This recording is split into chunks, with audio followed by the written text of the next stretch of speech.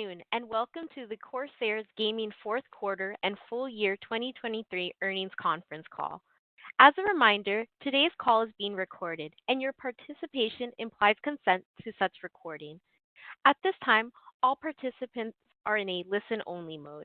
A brief question-and-answer session will follow the formal presentation. If anyone should require operator assistance during the conference, please press pound zero on your telephone keypad. With that, I would now like to turn the call over to Ronald van Veen, Corsair's Vice President of Finance and Investor Relations. Thank you, sir. Please begin. Thank you. Good afternoon, everyone, and thank you for joining us for Corsair's financial results conference call for the fourth quarter and full year ended December 31st, 2023. On the call today, we have Corsair CEO Andy Paul and CFO Michael Potter. Andy will review highlights for the quarter. Michael will then review the financials and our outlook. We will then have time for any questions. Before we begin, allow me to provide a disclaimer regarding forward-looking statements. This call, including the Q&A portion of the call, may include forward-looking statements related to the expected future results of our company and are therefore forward-looking statements. Our actual results may differ materially from our projections due to a number of risks and uncertainties. The risks and uncertainties that forward-looking statements are subject to are described in our earnings release and other SEC filings. Note that until our 10-K has been filed, these numbers are preliminary. Today's remarks will also include references to non-GAAP financial measures. Additional information, including reconciliation between non-GAAP financial information to the GAAP financial information, is provided in the press release we issued after the market closed today. With that, I'll now turn the call over to Andy. Thank you, Ronald, and welcome everyone to our earnings call. For the full year, we achieved solid revenue growth of 6% in a challenging economic market led by continued strength in our components business and a strong rebound in peripherals towards the end of the year. The first quarter of 2023 was lapping the end of the pandemic surge in Q1 22 before people generally returned to office work, making that a difficult comp. But during the last 3 quarters of 2023, we grew by 11%. As we noted in previous earnings calls, through much of 2023, our growth in peripherals was held back by heavy discounting from our competitors to clear up excess inventory. By the end of the year, we saw inventories back to normal, and in addition, we saw good consumer spending during the holiday period. This, plus some good product launches from us, allowed us to make much better progress in our gaming and creator peripherals segment, and we grew that segment in Q4 by 16% year-on-year. Financially, we bounced back well from 2022, with adjusted EBITDA doubling to $95 million, and we expect further gains in 2024.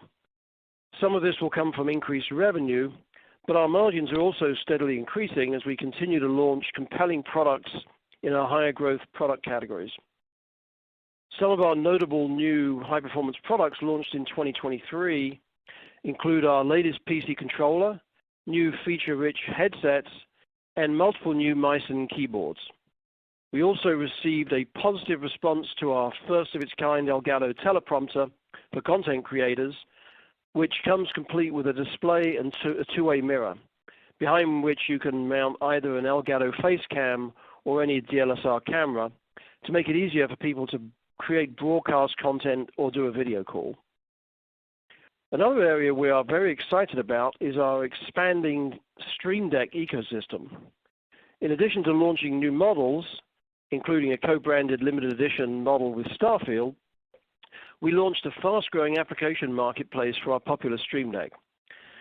This new marketplace allows our growing installed base of Stream Deck users to buy apps and plugins from both our in-house creators and from hundreds of third-party programmers and creators who have also partnered with us. This is doing better than expected, and already 35% of the Stream Deck installed base have opened accounts on the marketplace website.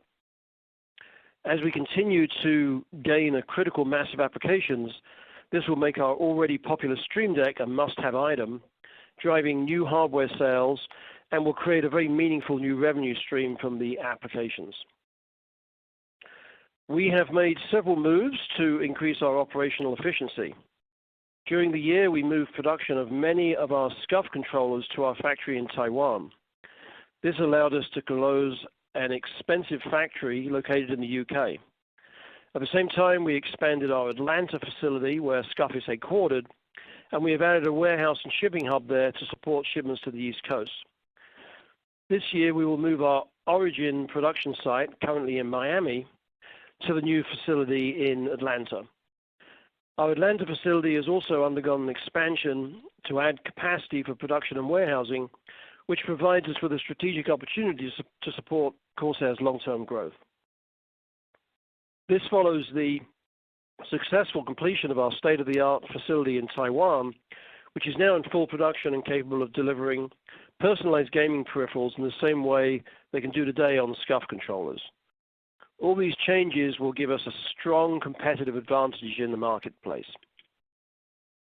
Lastly, I am pleased to report our integration of our Drop acquisition is largely complete, and our teams have begun actively collaborating to leverage Corsair's global sales and distribution channel and to maximize new development opportunities. We expect Drop to contribute more significantly to our overall revenue and profit growth moving forward. We've done about 7 acquisitions over the years, so M&A is part of our growth strategy. We expect to be active in 2024 if the right opportunities exist, which is in line with our view that consolidation will continue to happen over the next few years. Looking forward to 2024, we expect that the gaming components and systems segment will be similar to last year since we are in mid-cycle for new GPUs, and the next big GPU launch and demand surge is likely to be 2025. For the gamer and creator peripherals segment, we expect significant growth, especially from new products that we recently launched and more that we're about to launch. In addition, we will be entering 2 new product categories in 2024, sim racing and mobile controllers. We expect the overall gaming market to now enter a new growth phase as we enter a refresh cycle from the surge of consumer spending that occurred during the shelter-at-home years. This, plus our expected market share gains, should allow us in the next few years to drive our revenue to over $2 billion with double-digit percentage EBITDA margins. Let me now turn the call over to our CFO, Michael Potter, for details on the financials. Michael, please go ahead. Thanks, Andy, and good afternoon, everyone. Overall, the year developed in line with our expectations.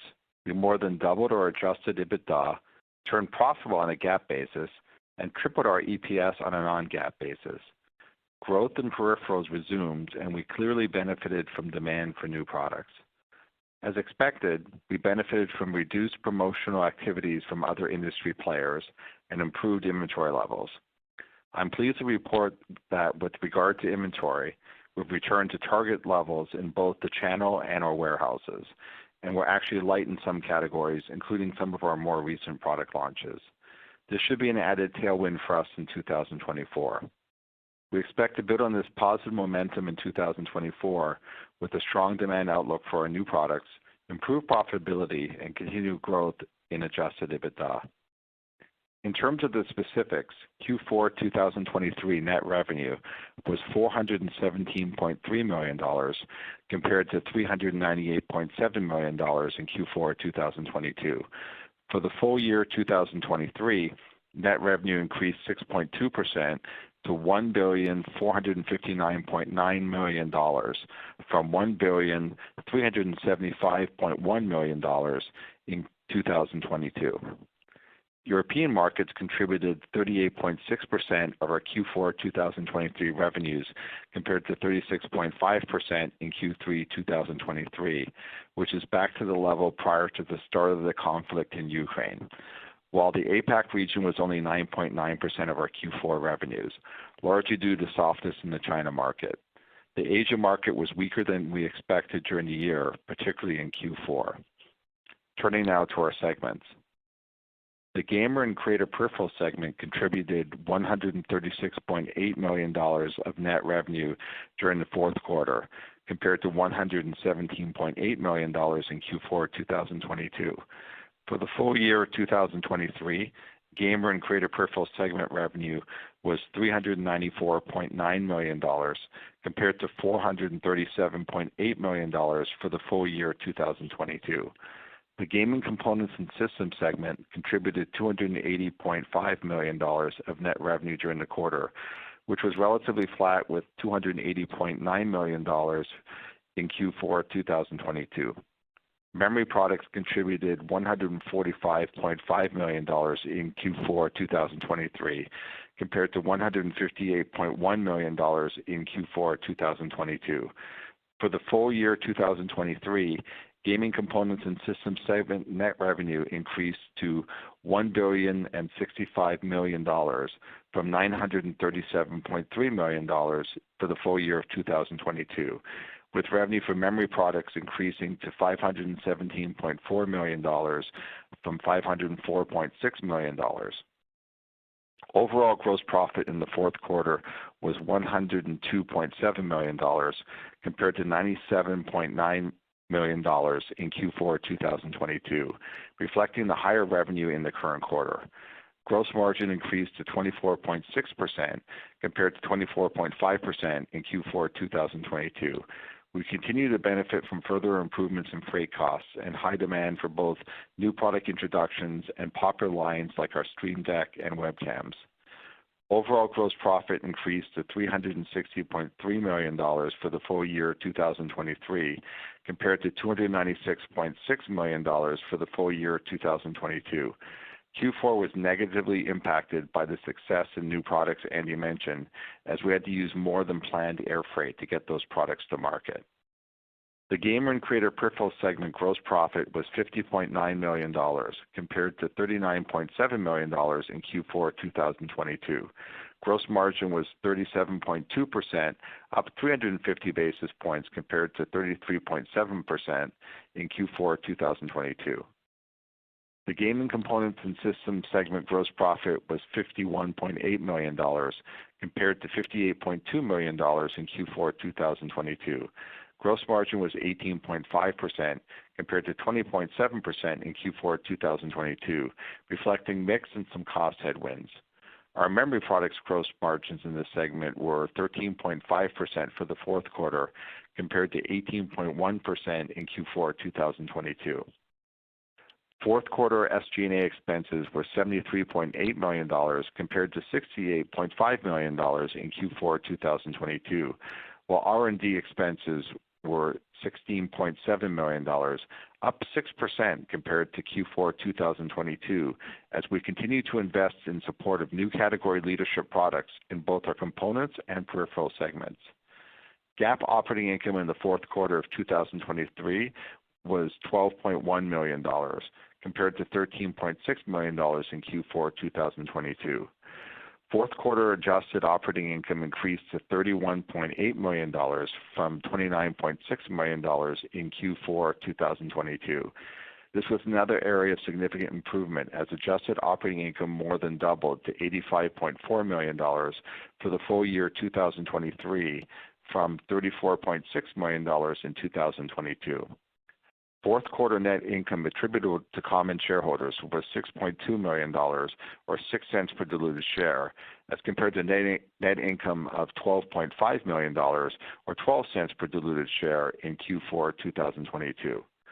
On an adjusted basis, fourth quarter net income improved to $23.2 million, or 22 cents per diluted share, compared to $20.7 million, or 20 cents per share in Q4 2022. For the full year 2023, adjusted net income improved to $58.3 million, or 55 cents per diluted share, from $18.4 million, or 18 cents per diluted share in 2022. Finally, we increased fourth quarter adjusted EBITDA to $33.7 million compared to $32 million for Q4 2022. For the full year 2023, adjusted EBITDA more than doubled to $95.1 million from $46.5 million in 2022. Drop was about $1 million negative again in Q4, totaling about $2 million negative for the year. But with the integration behind us, we expect it to be neutral to start the year and then slowly grow. Turning now to our balance sheet. We ended Q4 in a strong financial position with a cash balance including restricted cash of $178.6 million. We ended Q4 with $199 million of debt at face value, and our $100 million working capital revolver remains fully undrawn and fully available. We further reduced debt in Q4 and plan to continue doing so over the coming quarters. We remain in an excellent position with a strong balance sheet and working capital position to support our organic growth opportunities and to pursue outside opportunities if they're a strategic fit and align with our business goals. For our outlook, in terms of the full year 2024, our financial outlook reflects cautious optimism. We expect total revenue in the range of $1.45 to $1.6 billion. Adjusted operating income in the range of $92 million to $112 million, and adjusted EBITDA in the range of $105 million to $125 million. Assuming we maintain the same debt and cash balances in 2024, we'd expect to have approximately $2 million of net interest expense per quarter. We're using an effective tax rate of approximately 18% to 22% for 2024, and the full year weighted average diluted shares outstanding of approximately 107 to 110 million shares. In terms of more specifics around our 2024 outlook, we expect 2024 to follow a typical seasonal pattern for revenue. We expect the majority of the year-over-year revenue growth at the top end of our guidance to be in the second half of the year, with the first half only slightly up to flat compared to 2023. We expect the margins improvements from 2023 to carry forward into 2024, and we will continue our tight control of operating expenses. So we expect EBITDA to expand year over year in every quarter. Even in a flat year-over-year revenue environment, we expect EBITDA percent to improve. We expect CapEx spending to be back to its historic level of under 1% of revenues, and we expect stock-based compensation expense of approximately $36 million for the year. Drilling down to our segments, we expect the first half growth to come from our gamer and creator peripheral segment as momentum from our product lineup and strong game releases in 2023 continues. We are amid the typical hardware refresh cycle, so expect -5% to +5% revenue growth in our components and systems segment from the bottom to the top end of the range. We expect gamer and creator peripheral segment year-over-year sales to grow across the entire expected revenue range. We also saw memory prices increase for the first time in 2 years in Q4, which, if that continues as expected, should be another positive for the coming year. Finally, we expect 2024 to be a good step to get our adjusted EBITDA margins closer to double digits, which is our nearer-term goal. With that, we're happy to open the call for questions. Operator, will you please open up the call for Q&A? Thank you. We will now be conducting a question-and-answer session. If you would like to ask a question, please press star 1 on your telephone keypad. A confirmation tone will indicate your line is in the question queue. You may press star 2 if you would like to remove your question from the queue. For participants using speaker equipment, it may be necessary to pick up your handset before pressing the star keys. One moment, please, while we pull for questions.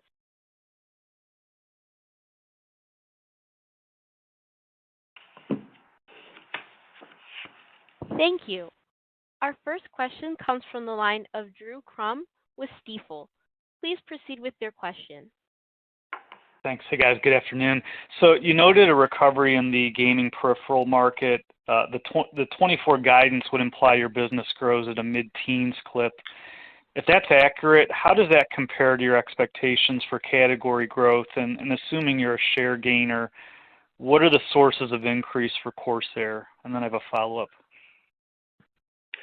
Yeah, well, it's a combination of market share gain, which we're pretty confident of, and we do expect some small market growth. It's obviously a little difficult to say what that could be. We know historically, if you go back pre-pandemic, the gaming peripheral market was growing at 15 to 20%, and certainly all the underlying drivers of that are still in place. But we've got to deal with the surge, obviously, of COVID, and so it's difficult to to forecast what that could be. We expect eventually it's going to return back to the same growth numbers because the white space is so huge. But what it's going to be this year, I mean, obviously we've got our own models, which we're probably not going to share, but let's just say that there's a combination of market share gain and market growth in our forecast. And Andy, do the new product categories you referenced, the sim racing and mobile controllers, have a meaningful impact on that part of the business this year? We haven't built that in, so okay. It's possible they would have, but those are not really built into our models in any meaningful way. Okay, got it. And Michael, just real quickly on gross margin, it looks like the midpoint of the range for this year is 27%, which, if I'm accurate here, represents a nice step up versus last year and would approach a peak for Corsair, at least as a public company. Can you talk about what's driving the expected year-on-year increase? Thanks. Yeah, for the most part, it's the recovery in our peripherals segment. We were quite low compared to historical average at the beginning part of the year, and we ended the year a lot closer to where we normally are. So I'm expecting that to continue in 2024. And then the growth compared to our component segment should pull the overall margins up. Essentially just a story of the momentum we started getting towards the end of 23, continuing through 24. Got it. Okay. Thanks, guys. Thank you. Our next question comes from the line of George Wang with Barclays. Please proceed with your question. Oh, hey, guys. Thanks for the color. I have two quick ones. Firstly, just by looking at your long-term model, obviously nice to see a kind of upward trajectory. Just curious, kind of what time frame would you be targeting, and any thoughts on cadence to get to the long-term model? Well, I'm not going to share the details of our models like that. We've said long-term guidance, and we mean a few years, obviously not decades. A lot of this depends on how fast the market returns to growth and how much growth we get from the market. Because, as I said in the last question, this is a combination of market share gain as well as market growth. So hopefully that helps. The cadence of how we get there is really going to be a steady growth, very similar to what we expect this year. In other words, continuous upward margins, upward momentum on margins, and some regional expansion as we look to gain some traction in Asia. And also, we mentioned a new move into more customization and personalization. Okay, great. I just have a quick follow-up. In terms of the peripherals, it's nice to see growth rebounding to double-digit level over the next couple of years. Just kind of as the new sort of refresh cycle just getting underway, from the kind of COVID refresh.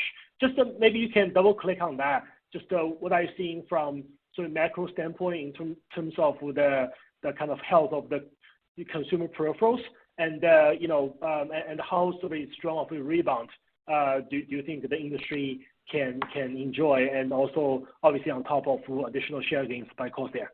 Thank you. Yeah. So if you look at last year, clearly 2022 was the first year after the surge from the pandemic, even though 2022 was still significantly up, I think 40 or 50% compared with 2019. So the market was bigger, but it was less than it was during the surge. And 2023 was more of the same. Now, some of the things that happened in 23 was there was a lot of continued clearing out of inventory at discounts. Now, when that happens, if you've got a lot of discounts going on, the ASPs go down. I'm talking industry-wide. So therefore, the TAM is a little less than it should be when those discounting stops. And so there's more recovery that we're seeing on industry reports, more recovery on ASP than there are on units, meaning that it drives revenue up. So that's the first thing that we've seen. And then as we moved through the year, we were pretty encouraged by activity around not Prime Day, but Black Friday and Christmas. a lot of activity there at pretty reasonable prices. So we lent in on Black Friday because we could do it without having to over discount and had pretty good results. So that's the sort of first thing. The market is definitely recovering from a decline. Again, much bigger than it was before COVID, but a decline since the surge. Now for us, we've got a number of things going on in peripherals, right? One is that we've launched some really key products at the right price points that we know is the center of gravity for peripherals, especially on keyboards. The second thing is that, as we mentioned, we're going to be further launching or further rolling out customization. As you may know, the acquisition we did on SCUF was quite strategic, and last year about 50% of the products that were sold to consumers were customized or personalized in some way, either with graphics or with other features such as switches and paddles and that sort of thing. And we're going to do the same thing with the rest of our peripherals, starting around the middle of the year. So, we think there's a huge opportunity there. And the same thing happened with Drop, this company we just bought about 4 months ago. They're specializing in limited edition drops. And so the key thing for us was to get our factory sorted out so that we could take advantage of that at a fairly low cost premium. Okay, so those great. are the main things we expect to happen, yeah. Okay, great. I will go back to the queue. Thank you. As a reminder, press star 1 to ask a question at this time. Our next question comes from the line of Doug Creutz with TD Cowen. Please proceed with your question. Hey, thank you. Just wondered if we go back 2 years, you had an analyst day, and you kind of give longer term guidance of, let's say, low teens revenue out into the future. Obviously, your guidance for this year is basically 0 to 10%. You talked about being mid-cycle. Just wondering how to line up, what you're expecting this year with that guidance you gave 2 years ago. Have things changed and you no longer feel that guidance is appropriate? Just whatever color you can give around that would be great. Yeah, so I think obviously, history in the passage of time gives you more details, right? So what we now know is what happened during the pandemic and after the pandemic, and we're now sort of back to normal, I think. But we still do have a hangover of inflation. We've obviously got to deal with that. We see that with all the consumer markets. We do think that there's going to be a refresh cycle. We've talked about that quite a lot. We're now 4 years after, pretty much exactly 4 years after pandemic started, and that was when a lot of people started buying new entry-level peripherals. We expect them to start upgrading. So that's where we think the immediate growth. And then I think once we're through this sort of bulge and trough or bulge and pullback, then we'll get back to normal drivers. And as I said earlier, I don't see why, given the amount of white space we've got in gaming and the fact that it's growing generationally, it wouldn't surprise me for gaming to get back to 15 or 20% growth per year. But, we're not going to see that this year, I don't think, with the inflationary situation going on and the interest rates pretty high. So once that gets ironed out, I think we'll get back to better market growth. Now, in the interim, I do think we've got an opportunity now to really grow some market share, and there's a lot of things that are in our favor for that. Okay, great. Thank you. Thank you. As a reminder, press star 1 to ask a question at this time. Our next question comes from the line of Aaron Lee with Macquarie. Please proceed with your question. Hi, good afternoon. Thanks for taking my question. So you talked about a few of your initiatives like the Stream Deck Marketplace and Drop, and I know we're still early days, but just looking for any color really on your strategy to advance those through the year and any major milestones that we should look out for. Thanks. Yeah, I mean, they're still pretty early. I think the first, let's talk about Marketplace first. So very early stages. We just launched it 4 months ago. We already have about 35% of the installed base that have signed up for a Marketplace account, and a lot of downloads. I think we mentioned there's 4 million downloads so far. So the next rollout there, we've already started to showcase some products that are that you have to pay for, and so the move now is to see how many people we can move from getting free plugins to paid for plugins. And of course, once you go past there, then you can start thinking about subscription models and that sort of thing. But I think it's kind of a wide open opportunity. We want to try and make sure that the Stream Deck is as useful as possible. When the Stream Deck was launched, it was launched as a streaming aid, and so for content creators that were streaming, that was the main use case. We're now seeing all sorts of incremental use cases, even in office spaces and general use cases. So that's going to be the next expansion. But we'll keep everyone posted as we go through the year on significant metrics.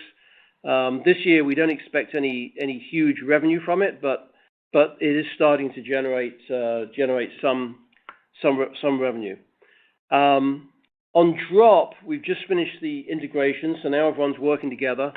And there's really two things that we're looking forward to. One is taking the Drop products into retail, into our channels, and that's going to start happening very quickly in the next few months.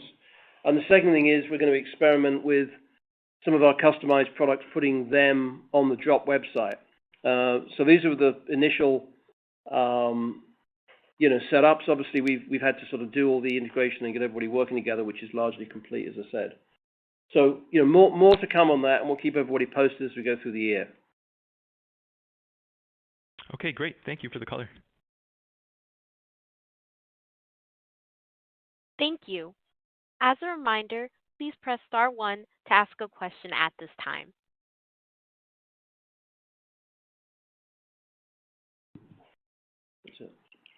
There are no further questions at this time. I would like to turn the floor back over to Andy Paul, CEO, for closing comments. Thank you, everyone, for joining on the call today and for your continued support. If you have any follow-up questions, please contact our investor relations department, and we look forward to updating you next quarter. Thank you and have a good evening. This concludes today's teleconference. You may disconnect your lines at this time. Thank you for your participation.